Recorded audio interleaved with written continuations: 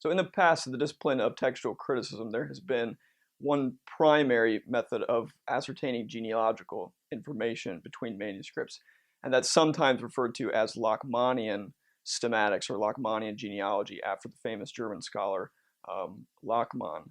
And the fundamental principle of this method is that common errors in manuscripts imply common ancestry. And it's important to note about this method that an error means something that two scribes independently could not make the same. Or to give an example, if you have two manuscripts and both of them lack a significant portion of the material that's found in, say, a third manuscript, this is a common error that implies common genealogy between these manuscripts. Now, the problem with the common error method as applied to the New Testament is that, as Paul Moss, the most famous, probably, proponent of the common error method, said, against contamination, there is no remedy. And the problem with contamination is that when manuscripts share readings across boundaries or across their genealogical lines, it can reverse the genealogy so that what looks like a parent manuscript can actually be a child manuscript.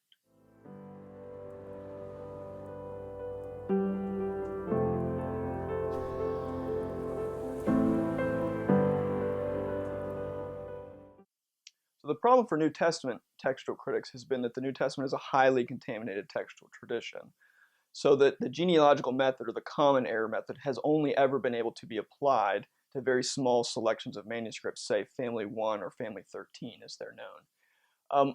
The coherence-based genealogical method, however, provides a new way of detecting genealogy among contaminated traditions, such as the New Testament.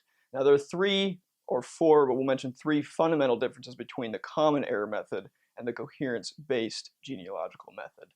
The first is that in the CBGM, as it's known, the acronym, in the CBGM, all variants are counted, and they are all counted alike. So whereas the common error method looks for very specific differences in manuscript, and usually only, say, 1 to 10% of the variants can be considered genealogically significant, in the CBGM, all variants are counted and are considered genealogically significant, at least initially.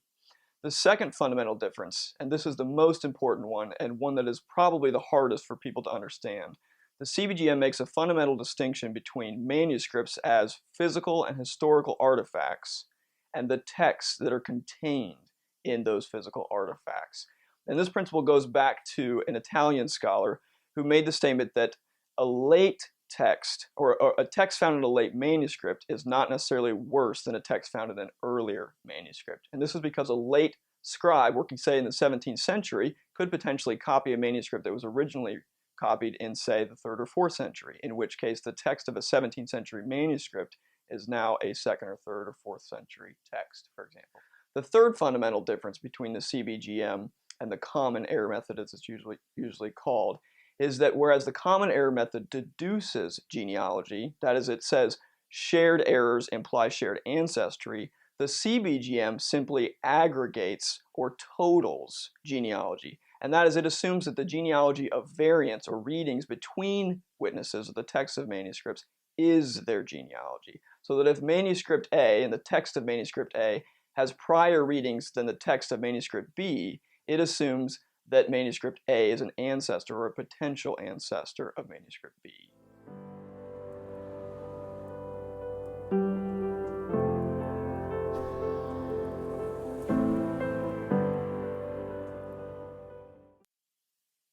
So as I said, the CBGM aggregates genealogy rather than deducing it. And there are 2 fundamental ways in which the CBGM works. The first part that you need to understand is that there are 3 types of what are called stemmata, or these are, think of them as family trees or genealogies. And then the second part is the crucial term in the name, and that is coherence. And there are 2 fundamental types of coherence within the CBGM.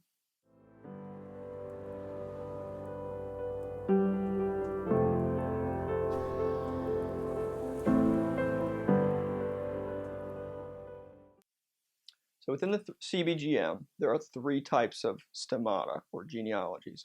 The first type is called local stemmata, or local genealogies. And this is essentially how the scholar or the editor who's using the CBGM relates the variants at any particular point of variation to each other. So the editor may decide that variant A has led to variant B, and that's a very simple stemmata. However, it can get very complex, but at every point of variation, the editor tries to establish as many local stemmata as possible. Then the second type of stemmata are called substemmata, and this is where the editor is trying to determine, among the many potential ancestors that a witness has, what are the smallest number and the most important ancestors that explain the text of each witness.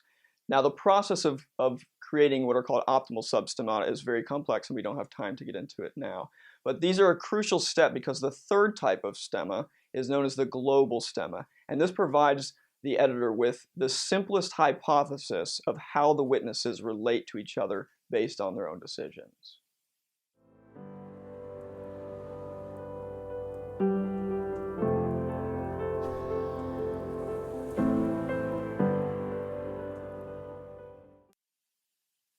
The two main types of coherence in the coherence-based genealogical method. The first type is known as pre-genealogical coherence, which in some ways is a bit of a misnomer. It might simply be called similarity.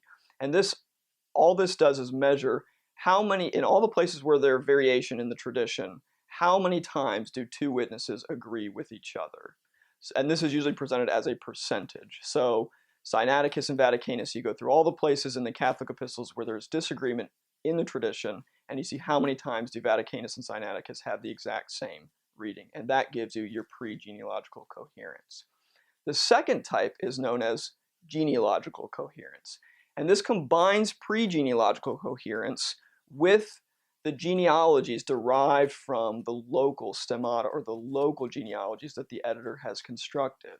And so genealogical coherence is very important for telling us not only how closely related two witnesses are, how similar they are, but which direction the text of these two witnesses, where they disagree, which direction that text tends to flow. So does Sinaiticus tend to have the prior reading, or does Vaticanus tend to have the prior reading when the two differ with each other? And those are the two basic types of coherence.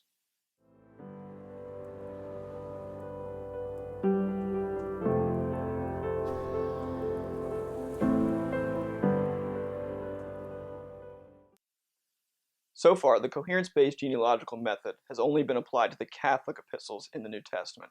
Those are all the letters not written by Paul and not including Hebrews. So far, the text has changed from the previous edition. The Nestle-Aland 27th was the previous edition. The new edition is the Nestle-Aland 28th. There have been 34 textual changes brought about. Some of them are very insignificant, but a few are very important. So, for example, in Jude 5, the text now reads that Jesus is the one who brought a people out of Egypt. And in 2 Peter 3:10, for example, the word not has been inserted. So the text now reads that the earth will not be found, rather than before it said the earth will be found or perhaps will disappear. Other changes have been more significant, and that is there have been fundamental changes to the way the editors treat the external evidence. One example of that is that in the Nestle-Aland 28 apparatus, there are a number of new manuscripts that are listed in the apparatus that were never found there before. Secondly, the Byzantine text, or that is the text found in later manuscripts, has been given much more significance and weight by the editors. So a number of the 34 changes that have been made are now readings that are only found in the Byzantine manuscripts. The most significant change, however, is that the editors no longer speak of text types. Now, if you know much about textual criticism, you know that text types feature very prominently in the history of the discipline. So that, for example, if you read Metzger's textual commentary, which scholars use widely in commenting on the text of the New Testament, it's hard to even reproduce Metzger's description of the history of the New Testament text without using the nomenclature and even the concept of text types. And it awaits to see, as the editors continue to work on Acts and soon John and then the Pauline epistles, how significant that rejection of text types will be in future changes.